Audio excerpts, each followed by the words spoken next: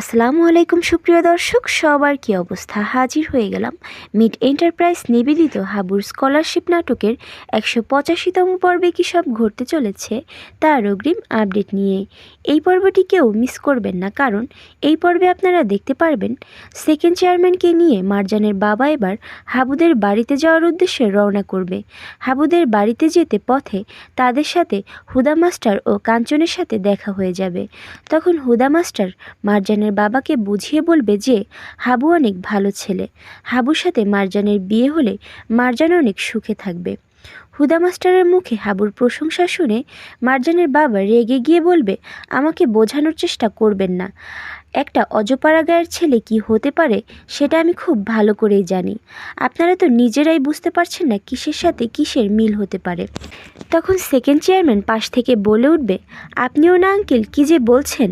এই যে কাঞ্চন, ও তো কিছুই করতো না এর আগে, সারাদিন গ্রামে গ্রামে ঘুরে বেড়াতো।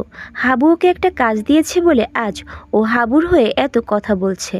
আর এই যে হুদা মাস্টার, ওনার তো ঘরে একটা সুন্দরী যুবতী মেয়ে আছে, আর তার দেখাশোনা তো হাবুই করছে।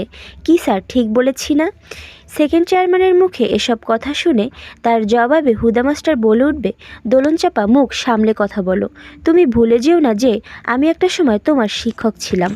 আর অন্যদিকে আপনারা দেখতে পারবেন মারজানকে দেখা যাবে সে এবার বিয়েতে অনেক বেশি আবেগপ্রবণ হয়ে পড়বে। সে এবার বিয়ের আগে হাবুকে কল্পনা করে বলতে থাকবে যে, হাবু, অবশেষে আমি তোমার ওয়াইফ। আমি এখন যে ঘরটায় বসে আছি সেটা আমার। এই ঘর থেকে, এই গ্রাম থেকে এখন আর কেউ আমাকে সরাতে পারবে না।